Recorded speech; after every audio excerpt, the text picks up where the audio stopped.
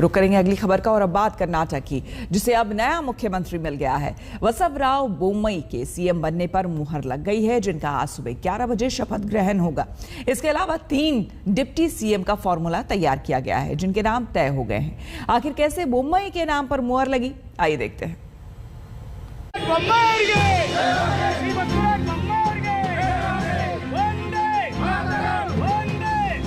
ये खुशी है कर्नाटक के नए मुख्यमंत्री के ऐलान की। ये जश्न है बसवराज बोम्मई की ताजपोशी से पहले का। तमाम अटकलों और खींचतान के बाद आखिरकार कर्नाटक के नए मुख्यमंत्री के नाम पर मुहर लग गई। बसवराज बोम्मई को सूबे का नया सीएम बनाया गया, जो कि अब येदियुरप्पा की जगह गद्दी संभालेंगे। I know that my Prime Minister and Home Minister are for good governance, are for honest governance, and are for efficient governance.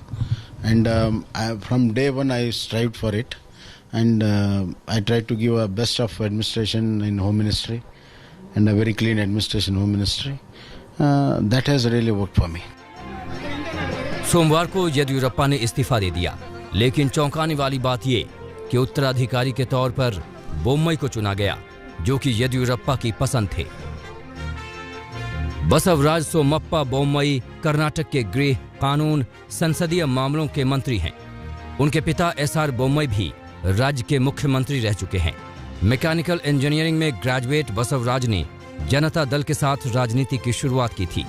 वो धारवाड़ से 2 बार 1998 और 2004 में कर्नाटक विधान परिषद के लिए चुने गए। इसके बाद वे जनता दल छोड़कर 2008 में बीजेपी में शामिल हो गए। इसी साल हावेरी जिले के शिग गांव से विधायक चुने गए। कर्नाटक में विधायक दल का नेता चुनने के लिए कल लंबी बैठक चली।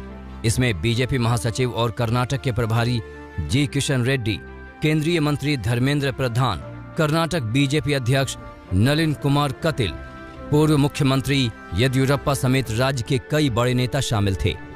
बैठक में पूर्व मुख्यमंत्री येदियुरप्पा ने ही बोम्मई के नाम का प्रस्ताव रखा, जिसे मंजूर कर लिया गया। We have unanimously elected Basaraj Bommai as legislative party leader. We are all very happy, and only in BJP such things will be happen.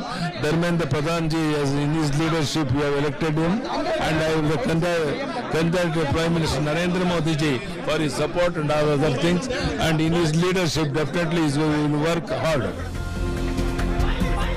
Bommai कई मामलों में फिट बैठते हैं, जिसे विचार करने के बाद बीजेपी ने उन्हें कमान सौंपने का फैसला किया।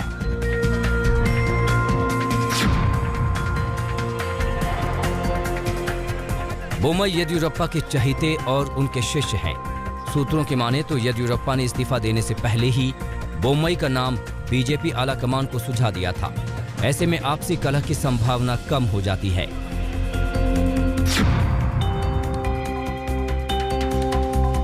येदियुरप्पा को सीएम पद से इस्तीफा न देने के लिए अड़े लिंगायत समुदाय के सामने येदियुरप्पा ने जब बोम्मई के नाम का सुझाव रखा, तब जाकर बीजेपी का विरोध रुका। दरअसल लिंगायत समुदाय नहीं चाहता था कि येदियुरप्पा इस्तीफा दें।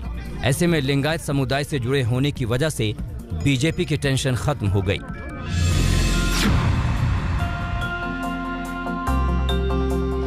बसवराज बोम्मई राष्ट्रीय स्वयंसेवक संघ की पृष्ठभूमि से आते हैं।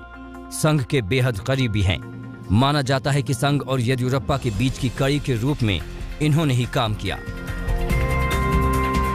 यही वजह है कि तमाम अटकलों को विराम लगा और सीएम की रेस में बसवराज बोम्मई ने सबको पीछे छोड़ दिया। नागार्जुन द्वारकानाथ, बेंगलुरु, आज तक।